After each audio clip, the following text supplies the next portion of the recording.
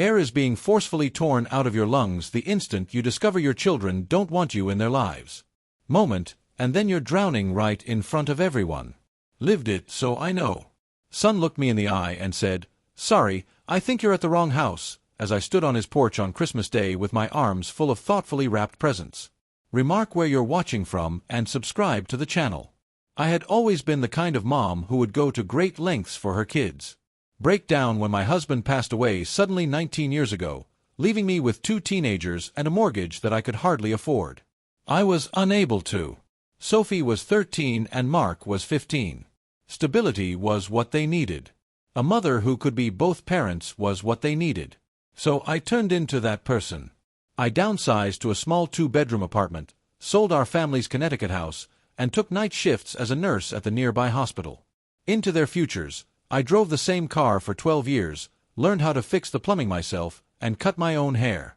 I wanted to provide them with the chances that their father and I had envisioned. And they performed admirably. That is what I'll give them. Business degree from NYU, Mark married Elaine, his undergraduate love, and got a position in Boston at a financial firm. Same, graduating from UConn and then relocating to Chicago, work in marketing. I felt pleased. I was so proud that I didn't mind that they call very often, always remember my birthdays, and that I didn't get many invites to come visit. We made a choice in December of last year. Grandchildren and I were going to spend Christmas together. Only seen Mark and Elaine's 2 lovely kids, Emma, who was 6, and Noah, who was 4. First child.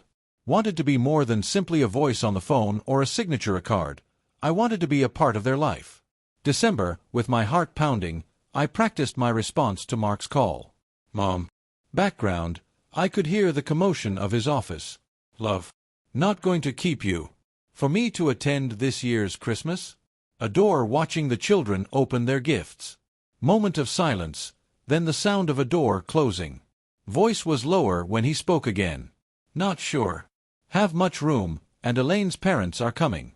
Stay at a motel." 1. Speak with Elaine first and get back to you. Week later, I called once more.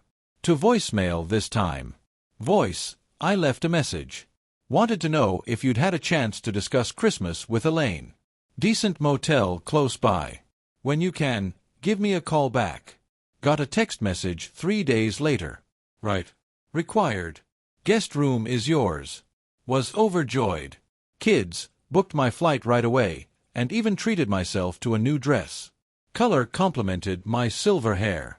Wanted to appear well in the family pictures. Eve, I was feeling upbeat. Airport, I got a taxi to the address Mark gave me. Wealthy suburb. Lights adorning the homes. Neighborhood looked picture-perfect. Of pride washed over me. Son had done well. I pulled my bag behind me and made my way through the newly shoveled walkway, arriving shortly after 2 in the afternoon. Behind the front door's tinted glass, I could see movement. As I rang the ring and nervously smoothed down my coat, my heart began to race. Mark was standing there when the door opened, his face flitting from astonishment to something I couldn't quite put my finger on.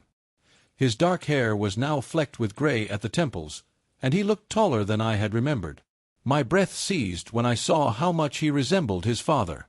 "Flat," he said. "Mom, you're ahead of schedule." I ignored the coldness of his greeting and grinned. The plane arrived earlier than expected. I was eager to see everyone.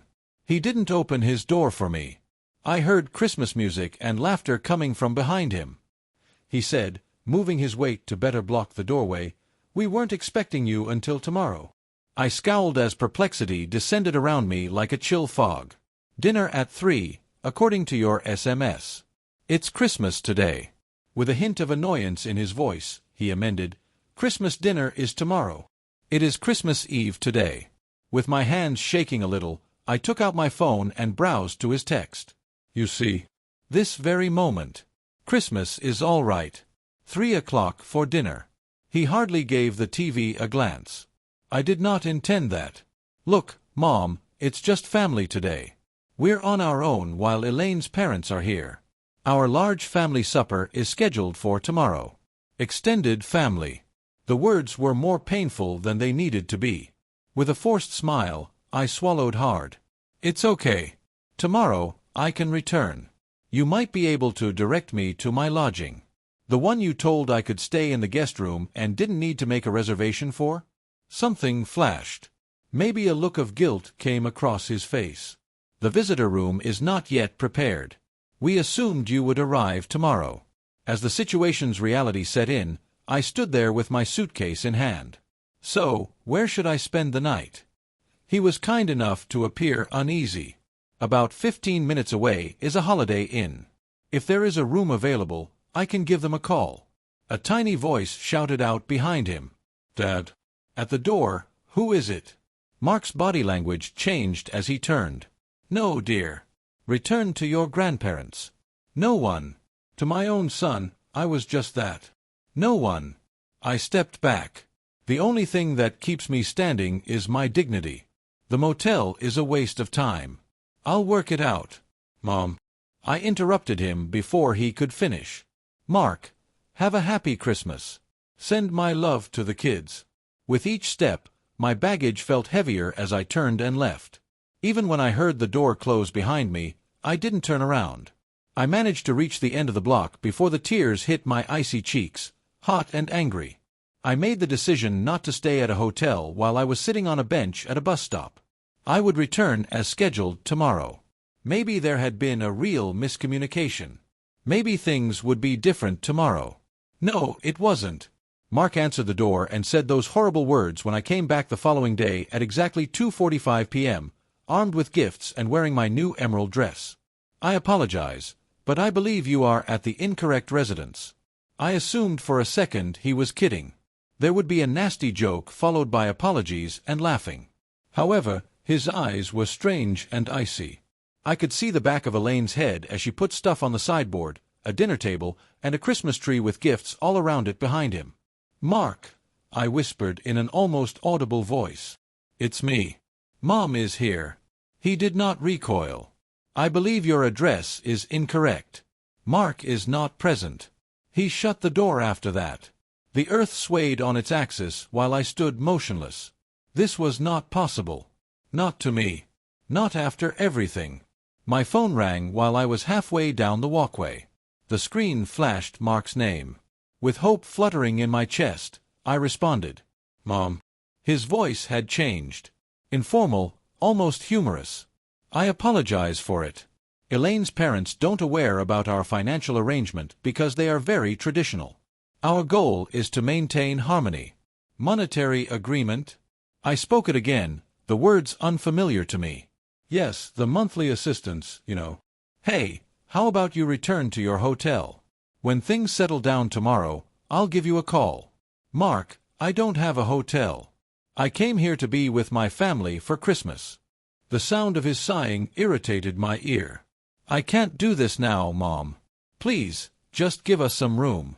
Later, we'll figure things out. I don't get it. With my voice breaking, I whispered. What was it I did? Nothing. It's not.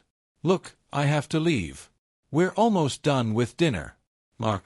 Calm down, Mom. All we want is some tranquility. My whole body trembled as I inhaled deeply. I get it. I heard it just as I was ready to hang up. Mark's voice sounded a little muffled, as though he had moved the phone away from his face without disconnecting it yet. She believes that she can purchase a place at the table with the money she gives each month. With a gentle thump in the snow at my feet, the phone fell out of my grasp. I gazed at it for a while before bending slowly to pick it up. The call was still in progress. I shook my finger to finish it. She believes that she can purchase a place at the table with the money she gives each month. As I dragged my bag through the snow and headed back to the main road, the words replayed in my mind. As I called for a cab, they reverberated. As I sat on the side of the bed after checking into the Holiday Inn, still holding my handbag with white-knuckled hands, they reverberated. And when I accessed my banking app late that night and, feeling more at ease than I had in years, stopped the automatic transfers to both of my kids' accounts, they were still reverberating. That night, I slept unusually well. Don't cry. Don't second-guess yourself. The sound of someone who has finally laid down an intolerable burden, just the deep, dreamless sleep.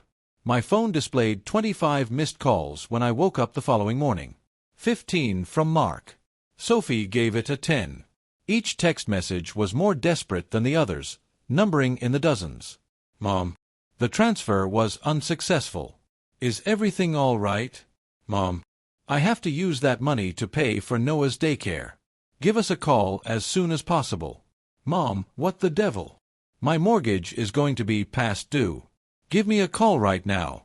Dispassionately, as though reading texts intended for someone else, I skimmed through them.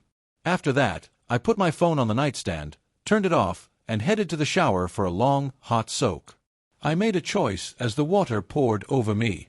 I was finished. Finished being utilized. With the exception of when my checkbook was required, I'm done being invisible. I'm done putting my life on hold for kids who thought I was just an ATM. I put on makeup steadily, arranged my silver hair in gentle waves, and dressed meticulously in the clothing I had brought for Christmas dinner. I somehow appeared different in the mirror. Lighter. The perpetual anxiety that had carved itself into my face over the years appeared to have lessened. I added 3 more days to my stay at the hotel reception desk. I needed time to plan and think. I then took my tablet out, went to a neighboring cafe, and got breakfast and a coffee. I'd wanted to travel for years, but I'd always found excuses not to. The money could aid the kids instead of me if they need me. For a lady my age, traveling alone was dangerous. All of the justifications that had held me to a life that had gradually sapped my energy. Unexpectedly, I now purchased a one-way ticket to Bangkok, leaving in 2 days. Thailand's temples and lively street life have long captivated me. I could then go at my own speed across Southeast Asia. The ideas gave me a rush that I could hardly identify as excitement. On the table, my phone kept vibrating. Sophie's name was flashing obtrusively on the screen this time. I hesitated for a second, then said, "Mom?" At last. "What is the status of the transfers?"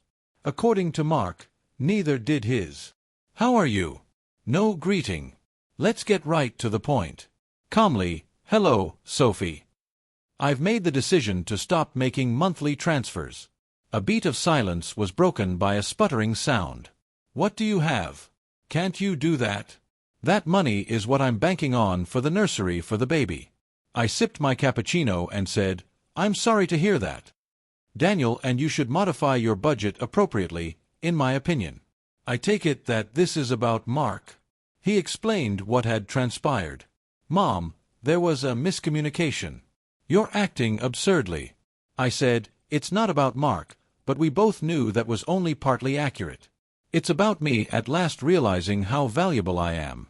She let out a bitter, unhumorous laugh. "How much are you worth? You're almost 60, Mom. Regardless of your midlife crisis, this is not the moment to discover who you are." The remark should have caused pain, but instead it strengthened my resolve. "Sophie, I'm not dead. I'm 58. I've also put my life on hold for too long." "That's it, then. You abruptly stopped talking to us because you were offended? Mom, you're really grown up." I took a moment to center myself by closing my eyes. 4 years, I've been giving you both more than $1,000 per month. You have plenty of time to achieve financial independence. "We're on our own," she yelled. However, Daniel's commission-based job and the impending baby are making things difficult right now. Then, like I did after your father passed away, maybe it's time to make some tough decisions. Reduce expenses, take on more job, and use coupons. Sophie's voice was shaking with rage as she said, "I can't believe you're doing this, after everything our family has endured."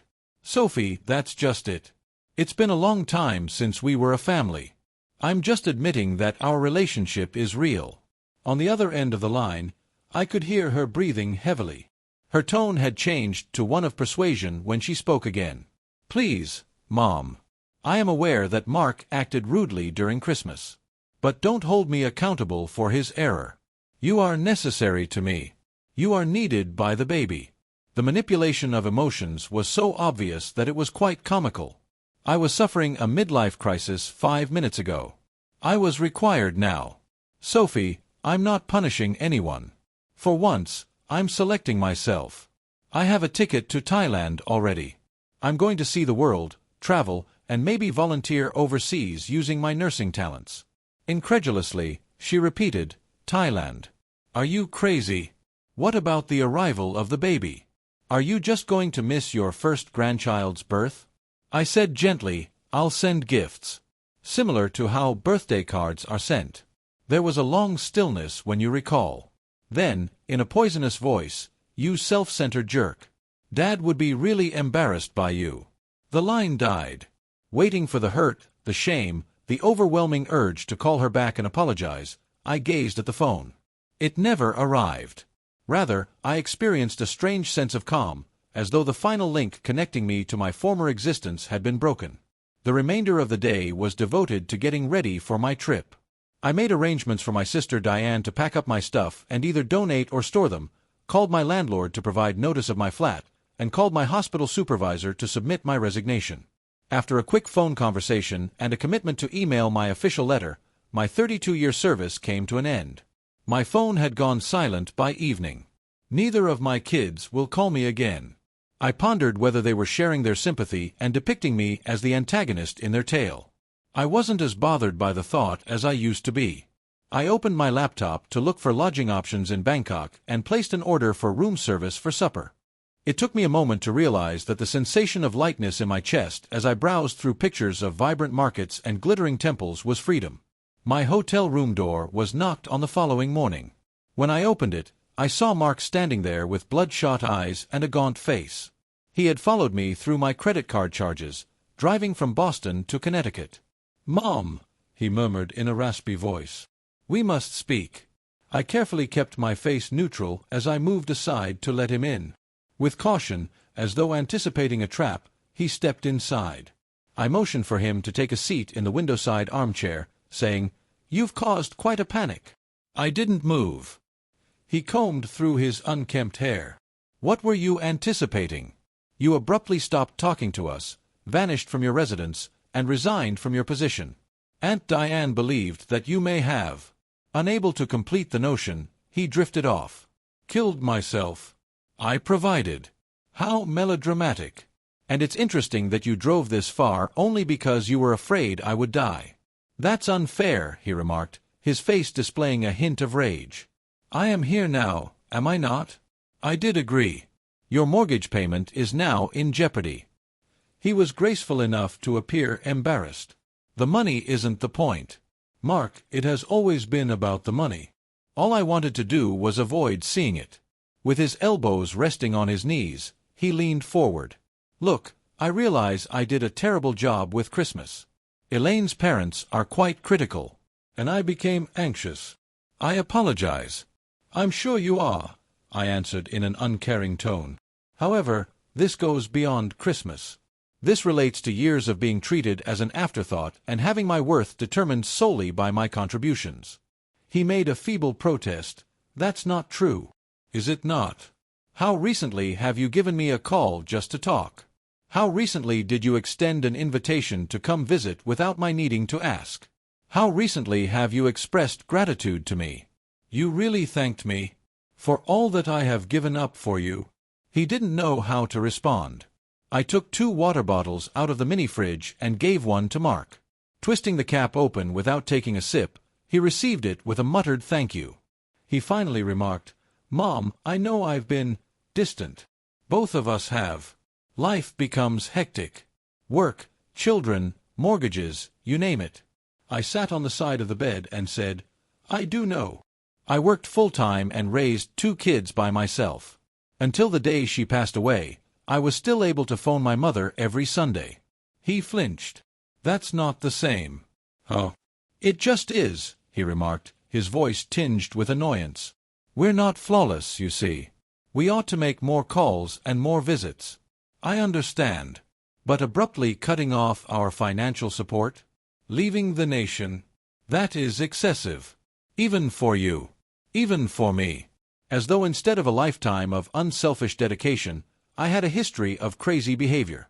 "I'm not running," I clarified. "I'm on the road.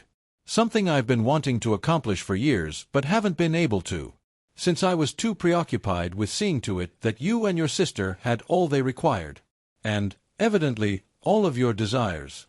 You're punishing us now for not being appreciative enough." I examined him. This man used to be my adorable little kid. When did he start acting so entitled? Mark, you might be surprised by this. It's not all about you, though. I'm finally living my life the way I want to. He sneered. Correct. You timed this small realization right after Christmas for that reason. I told you that you were mistaking cause for effect. This was not a Christmas decision. It only validated my long-held suspicions. You only see me as a financial convenience. He slid his eyes away from mine, although he insisted it was untrue. You are loved by us.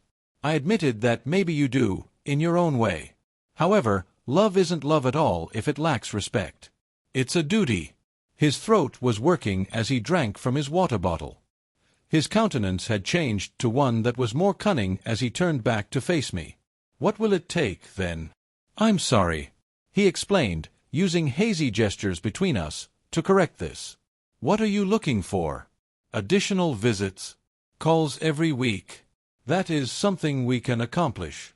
I felt sick to my stomach at the transactional character of his offer. Nothing that doesn't come naturally to you is what I want from you. Then, his voice rising, he screamed, What's the point of all this? What are you doing if you're not attempting to impose a lesson on us or make a promise? I just stated, I'm releasing myself. I'm also releasing you in the process. Not bound by any obligations. Not having to fake. Unburdened by a mother who allegedly makes you feel so ashamed that you would act as though you didn't know me at your own door. He was decent enough to flush. That was a mistake, I told you. I went into a panic. Not at all, Mark. Forgetting someone's birthday is an error. Burning dinner is a mistake. You had a choice in what you did. A decision that made it clear how you view me. 20 years of what is not erased by one horrible moment. I cut you off. Of you taking and me giving. It doesn't delete it, you're correct. However, it does make it clearer. Abruptly, he stood up and paced the little hotel room. That's it, then. You're simply finished with us? With your own kids? I fixed it. I'm done being used. I'm amenable to a genuine connection with you and Sophie if it is founded on affection and respect for one another. However, it won't be solely on your terms and won't come with financial assistance. What if we disagree with your terms? Mark, they're not conditions. They are limits. And yes, I guess I'm done if you can't respect them. He looked at me as though he had never seen me before. Maybe he was. I had spent the majority of his adult life as a voice on the phone, a signature on a check, and a kind spirit that made fleeting appearances at weddings and graduations before disappearing into the background. Like his sister the day before, he said, I can't believe you're doing this. With a harsh laugh, I interrupted him after all that Dad and I had given up. It's been 19 years since your father passed away. Mark, what exactly have you given up? Enlighten me, please. He parted his lips, then shut them again. We both realized there was no solution. I got out of bed and said, That's what I thought. It's probably time for you to leave. Mom. I still need to finish getting ready for my flight tomorrow. He remained still. Are you actually following through on this? Thailand. Indeed. How long? I said, I don't know. If it feels right, that is. A month or a year, perhaps. What about the house? Your occupation? Your life? I've given my flat notice. Diane will take care of my stuff. I have been employed at the same hospital for more than 30 years. I believe I deserve a reprieve. His expression stiffened. What about the cash? Our funds? It was there. Finally, the true motive for his visit was revealed. Mark, our money isn't there. It never was. I decided to give you my money, which was there. I'm making a new decision now. Mom, we have responsibilities. Mortgages. Payments for cars. Emma's tuition at her posh school. Noah's sessions of treatment. I pointed out every decision you made. Decisions that, like all other adults worldwide, you will now need to pay for yourself. Desperation began to seep into his face as he wiped it with his hand. Our financial lives cannot be completely rearranged in a single day. We need time to get used to it. I answered, You've had years to get used to it. Knowing for years that those transfers wouldn't be permanent. When I retired, What did you anticipate happening? I'm not sure. I didn't consider it. He just exploded. Do you want to hear that? That you were taken for granted by us? All right. Yes, we did. I apologize. But I whispered, and you can't just. I have to. Across the room, we gazed at one another. We are separated by a far larger distance than the few feet of motel carpet. I could see the gradual understanding that he had lost in his eyes. That I wouldn't change my mind no matter how much I argued or felt guilty. What should I say to Sophie? Finally, he asked. Whatever you'd like. Perhaps the truth is a welcome change. I won't hold my breath, though. After draping his coat over the chair, he took it up. She is pregnant, as you are aware. The strain of this. It's bad for both her and the unborn child. One final manipulation effort. I was nearly impressed by his perseverance. Sophie is a grown woman with a medical degree and a spouse. She is undoubtedly capable of effectively managing her stress. He put on his coat with a shrug, jerking movements accompanied by repressed fury. You vowed to always be there for us after Dad passed away. And, I answered, I was. My voice may sound calm, yet underneath it lies a raging tempest of emotions. I was there in every aspect that mattered for 19 years. But, Mark, promises are reciprocal. When I needed you, where were you? For that, he had no response. He took one more hard look and walked to the door. He put his hand on the knob and said, "This isn't over." It is for me. I waited for the long-delayed surge of shame or grief to eventually overwhelm me as I sat heavily on the bed after he left. It never arrived. Rather, I experienced an odd feeling of accomplishment. It was like though I had finally put down a book that I had been reading for a very long time. I grabbed my cell and dialed Diane. "Hey, sis," she said cautiously. "How are you doing?" To be honest, it was better than I had anticipated. Mark located me. I am aware. Yesterday, he called me in a panic. I hope you don't mind that I gave him your possible location. Everything is all right. It was a necessary conversation. A pause occurred. And, furthermore, nothing has changed. Tomorrow, I will still travel to Thailand. She let out a deep exhale. You've surprised me, Ruth, I must say. I never imagined that you would follow through on this. I said, neither did they. My voice carried a note of grim enjoyment. They made a mistake. You know they're distraught. Last night, Sophie called me and sobbed for an hour. What about the cash? Or about me? Diane's quiet was sufficient response.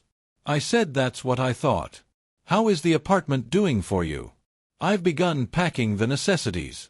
We have some time because the lease expires at the end of next month. What are you asking me to do with everything? Keep what you desire. Give the remainder. From now on, I'm traveling light. With hesitation, she said, Ruth, are you certain about this? At our age, traveling alone? I reassured her that I was confident enough to raise 2 kids by myself. I believe I can travel to Thailand. The two are not interchangeable. No, I concurred. It will be much simpler. In spite of herself, she laughed. I'm almost jealous, you know. I'll be watching The Price is Right with Gerald while you're touring Bangkok's temples. I made the rash suggestion that you could come. Not immediately, but perhaps in a few months. We might meet in Cambodia or Vietnam. A pause, full of potential, passed. Finally, she said, I'll give it some thought. I'll give it some thought, but Gerald might need some persuasion. We hung up, and I went back to packing. I felt like I was getting closer to freedom with every item I packed in my bag. I had just enough for my trip. Weather-appropriate clothing, cozy shoes, my prescription drugs, and a tablet filled with novels I had been intending to read for years. Additionally, I had moved a sizable amount of my savings. I transferred funds to a travel account that I had been setting up for emergencies, which had typically involved my kids' needs. The remainder would be left undisturbed, developing gradually until I returned, whenever that might be. As night fell, I went to the hotel restaurant for my final American meal of the day, a cheeseburger and fries, and ate it while taking in the sunset outside my window. There was no sound on my phone. Neither Mark nor Sophie will call again. Maybe they had finally come to terms with the new situation. They were probably planning their next move. It made no difference. I would be thousands of miles away by this time tomorrow, starting a new chapter in my life free from responsibilities, guilt, and the never-ending drain of one-sided love. I was prioritizing myself for the first time in decades. And it was like to waking up from an extended nap. A wall of muggy heat and a riot of noise welcomed me to Bangkok. Taxis that honk. Tourists are being called to by vendors. Thai discourse has a melodic tone. I should have been fatigued after 22 hours of travel, but my adrenaline got me through customs and into a taxi that took me to the modest boutique hotel I had reserved in the Sukhumvit district. As we made our way through the crowded streets, the driver pointed out landmarks while engaging in friendly conversation in bad English. Still getting used to the fact that I was here, I grinned and nodded. A half-world away from all that is familiar. Ever since I had exited American airspace, my phone had been quiet. I had remained radio silent save for a brief message to Diane informing her that I had arrived safely. Being inaccessible and allowing the gap between my current life and my former one to widen with every hour was freeing. Tucked away on a quiet side street, the hotel was a charming 6-story structure. I had a small but tasteful room with a balcony that looked out over a tropically lush garden. I took a shower to wash away the travel grime, changed into clean clothing, and went out into the afternoon in Bangkok. I spent the following week in a delightful days of exploration. I went to the Grand Palace, where the sun shone on its golden spires. I strolled through temples where saffron-robed monks moved in quiet reflection. I bargained for souvenirs at expansive marketplaces and ate pad thai from street vendors. I learned how to prepare green curry from scratch at a cooking lesson. I drank Chong beer and wrote in the journal I had started on the plane while sitting on my balcony in the evenings. Not about Christmas misery, not about my kids. It feels like someone else now owns those memories. But about Thailand's hues, sounds, and flavors. About the old woman who had shown me the correct way to wrap a sarong. About the young Australian backpacker who sat at the same table as me in a packed restaurant and entertained me with tales of his Southeast Asian adventures. When I got back to my hotel on my 10th day in Bangkok, I discovered Sophie's email. "We need to talk," was the subject line. I debated dismissing it, but curiosity prevailed. I kicked off my sandals, sat down on the bed, and opened it. I was informed by Mark about your conversation at the hotel that, "Mom, it's been nearly 2 weeks since you've gone on this whatever this is. You're acting quite self-centered and opportunistic. But that seems to be nothing new. The fact that my doctor is worried about my blood pressure is new. My pregnancy is at risk because of the stress caused by your brief disappearance. The financial hardship isn't helping Daniel and me deal with a very real risk of difficulties. In addition to Daniel's commission checks being less than anticipated this quarter, we are going to miss a mortgage payment. I'm not sure what you're attempting to prove, but I hope it's worth the risk of hurting your grandchild. I will never forgive you if this baby suffers as a result of the stress you've caused. Never. You promised us support, and we need it. It is the foundation of our lives. It is not possible to abruptly alter the rules. You'll come home and change your self-centered decision if you still have affection for this family. Sophie." The deliberate blending of guilt, accusation, and subliminal threats caught my attention as I read the email twice. Sophie in the classic sense. She had been an expert manipulator of emotions even as a teenager. Her teachers were to blame for her poor grade. Her friend needed her, so she missed the curfew. Someone else was always at fault. She always finds a way to get around the regulations. And now the newest pawn in her game was her unborn child. I put the phone down and went to the balcony, where I stared at the strange skyline. When I was younger, I would have been so anxious that I would have transferred money right away and scheduled a journey home. The previous version of myself would have taken responsibility, offered a heartfelt apology, and returned to my position as the family's rock. However, that woman had vanished, abandoned in a Connecticut hotel room. I took up my phone once more and wrote a response. "I'm sorry to hear that your blood pressure is a worry, Sophie. Even in the greatest of situations, pregnancy may be stressful. I hope you're managing your condition according to your doctor's advice. I've been upfront about my stance on the financial crisis. There will be no more monthly transfers. This is not a compromise or a short-term tactic to discipline you. Our connection has undergone an irreversible transformation. Support was mentioned. I vowed to you. I don't remember ever guaranteeing two adults with professional occupations and graduate degrees lifetime financial assistance. I did pledge to love you and to help you become a self-sufficient adult. I've met both of my responsibilities. I hope you figure out a way to handle your money without using my checkbook. Maybe now is the time to reevaluate your priorities and make some tough but essential decisions. Look after the baby and yourself. Before I could second-guess myself, Mom, I pushed send and then completely shut down my phone. I had to get my thoughts straight. I found serenity in the peaceful nooks and crannies of a local temple during the day, as well as the kind grin of a Buddha statue that appeared to accept my decisions. By nightfall, I had decided. Everything was time to leave Thailand, even though everything had been amazing. I had originally intended to spend at least a month in Bangkok, but in some way Sophie's email had tarnished the place. I needed a new beginning. I made reservations for a 3-day flight to Hanoi, Vietnam, the next morning. I had read that the northern area was stunning at this time of year, with hill tribes upholding centuries-old customs and limestone karsts rising from foggy lakes. Sophie had left no fresh messages when I eventually turned my phone back on, but Mark had left a voicemail. His tone was tense with restrained rage. I'm not sure what you told Sophie, Mom, but she was admitted to the hospital due to pregnancy-related issues. She will need to take unpaid leave from work because her doctor is considering bed rest for the rest of her pregnancy. Daniel cannot pay for all of their costs by himself. This is no longer a game. We are discussing the health of your grandson. Give me a call back. My hands went chilly all of a sudden as I sat heavily on the bed's edge. Could it have happened? Is it possible that what I did made Sophie's health worse? The usual burden of maternal guilt threatened to topple the shaky independence I had gained in the previous 2 weeks. Then I thought of Sophie's past.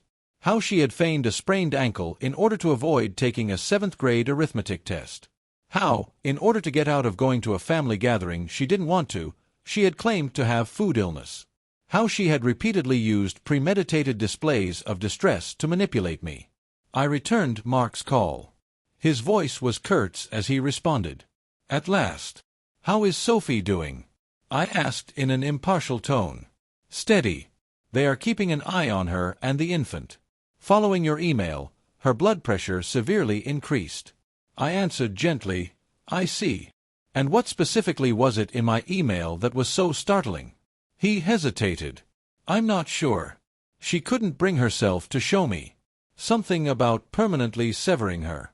I just reiterated to you both that the financial support has come to an end. Nothing unexpected or novel. She ended up in the hospital, regardless of what you said. Are you content now? Thousands of miles separated us, yet the old dance of shame and obligation held us closely together as the allegation hung between us. Not at all, Mark. Sophie's medical condition is not my fault, but I'm not thrilled that she's in the hospital either. For a variety of reasons, pregnant women experience elevated blood pressure. You're incredible, he whispered. You're in Thailand acting like a tourist and making excuses while your daughter is in the hospital, maybe dealing with a high-risk pregnancy. I said, I'm not making excuses. I'm presenting the facts. But now that you mentioned it, I am in Thailand, finally living my life after decades of prioritizing other people. Mom, your family, your grandchildren, at what cost? I mentioned that my family is there whether or not I provide for them. It's also possible that my grandchildren will not recognize me at all, or they will know me as a person rather than a checkbook. You and Sophie will have to decide that immediately. A protracted hush ensued. Then, in a voice so low I had to listen carefully. I require $10,000. The request's boldness made me laugh out loud. Please pardon me for the medical expenses Sophie incurred in order to pay for her leave of absence from work and save them from losing their home. $10,000 for each loan, if that cheers you up. When can you get it back? No, I cut you off. Not $10, not $10,000. Mark, I'm not sending any money. He remarked sourly, then you're condemning your daughter and grandchild to financial ruin. I hope your elephant rides and temples are worthwhile. Before I could reply, the line died. With my phone still glued to my ear, I sat still for a few minutes. A decent mother would assist, make sacrifices, and prioritize her children, according to the old, familiar guilt that pulled at me. However, a stronger and more recent voice reminded me that I had been helping for years. I had given up my aspirations, my retirement security, and my dignity. I had prioritized them over everything else in my life. What had happened to me? On Christmas Day, I was told I was at the incorrect house while standing on a doorstep. No, I had finished. After putting the phone down, I made my way back to the balcony. Over Bangkok, the sun was sinking, illuminating the sky with pink and orange hues. I would go to the floating markets tomorrow. The following day, I might visit the historic city of Ayutthaya, and in 3 days, I would fly to Vietnam, closing this chapter. Regardless of Sophie's pregnancy or my children's financial struggles without my help, they are now their tales, not mine. I was writing my own story for the first time in decades, and it would not be a tragic one. In a flurry of novel encounters, 6 months went by. I traveled from Vietnam to Cambodia, where I enjoyed quiet mornings while observing the sunrise over Angkor Wat. After that, I went to Malaysia and Laos. Every nation has its own lessons to teach about letting go. In a far-flung northern Thai hamlet, I worked as a volunteer at a medical clinic. My nursing abilities are not limited by language. I discovered a silent world of color and movement beneath the surface when I learned how to scuba dive off the coast of Malaysia. On a Bali beach, I celebrated my 59th birthday by eating cake with a bunch of tourists half my age who demanded that I attend their bonfire celebration. I had little communication with home during it all. Every week, Diane and I corresponded via email. She kept me updated on important issues, but she honored my request that we not talk about Mark or Sophie until it was absolutely required. I deduced from her brief updates that Sophie had, in fact, been put on bed rest, but that she had given birth to my 3rd grandchild, a healthy girl called Lily, in March. There had been no invitation to meet the newest member of a family that had essentially shunned me, no birth announcement, and no pictures given. Though it wasn't weighty enough to drag me down, the knowledge remained in my heart like a tiny stone. I was strolling through a Chiang Mai night market in June when my phone buzzed with an incoming email from a strange address. From Daniel, Sophie's husband, was the subject line. I opened it at a peaceful spot away from the market's hustle and bustle. Lily is fine and healthy, but Sophie has had a difficult pregnancy and delivery, as you may have heard, and she has battled postpartum depression on top of the financial stress. Ruth, I'm writing without Sophie's knowledge, and she would be upset if she knew I was reaching out, but I feel you should know what's going on. Significant changes have occurred. We sold our house and moved into a smaller apartment. Sophie went back to work earlier than she had intended to, despite her doctor's advice. I've taken on consulting work on top of my regular job. It's been difficult, but we're getting by. Mark and Elaine have also had to adjust. The reason I'm writing is because Sophie got a job offer in Connecticut, a big promotion that would mean financial stability for us. They've pulled Emma from private school and put their vacation cabin up for sale. Mark took a second job on the weekends. I don't tell you this to make you feel bad, but so you understand the reality we've been living. I know we have no right to ask for anything from you, and I know my wife and her brother treated you inexcusably, but I won't make excuses for them or for myself because I stood by silently for too long. The catch is that we would need temporary housing while we look for a place of our own. Diane claims your apartment is still empty but paid for. Sophie is too proud to ask, so I'm asking for her, for us, and for Lily. I wanted you to know that in spite of everything, your family misses you. Not your money. You.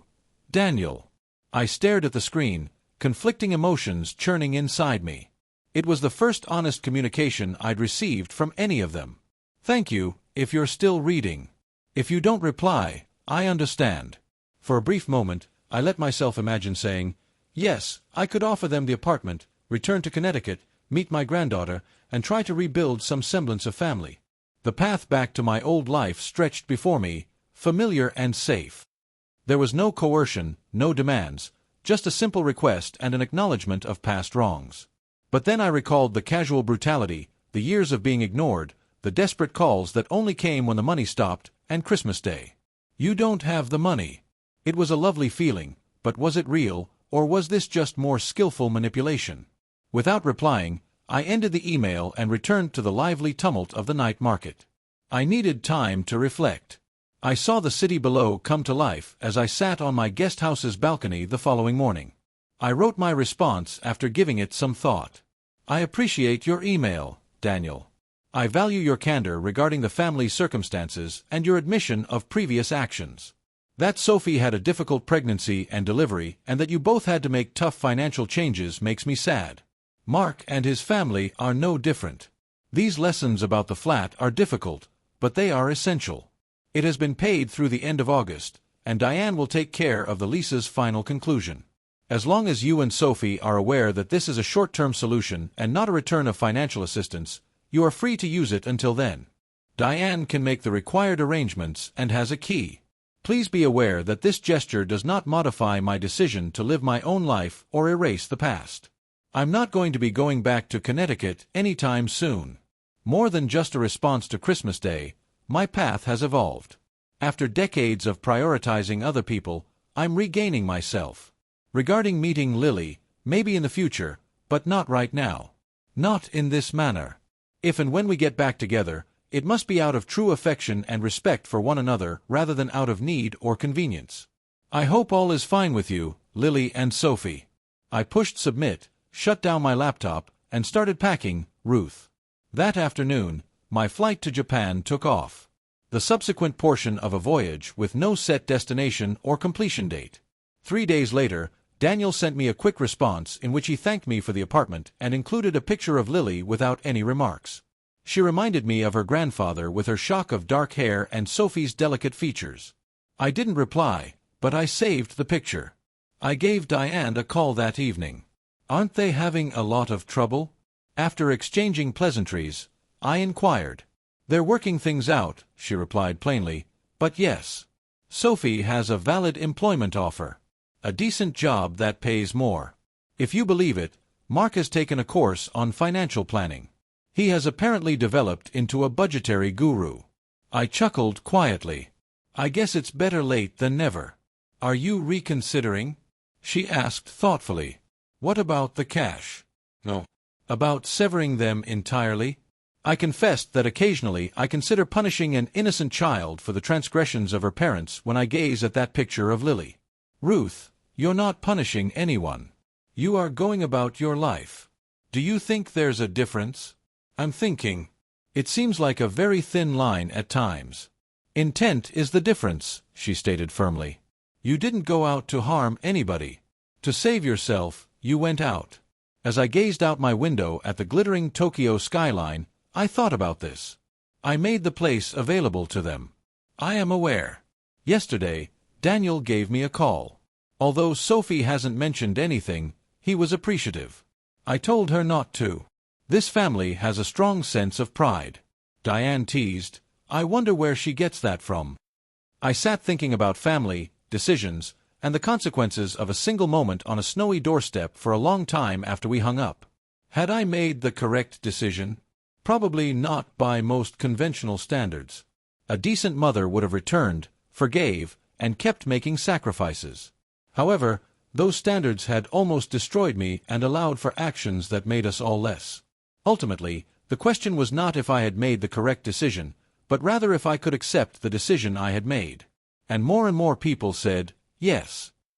I was on a beach in New Zealand, watching the sunrise on what would have been a balmy summer day in the southern hemisphere, 1 year to the day after that awful Christmas. A text message from an unknown international number buzzed through my phone. Sophie is here.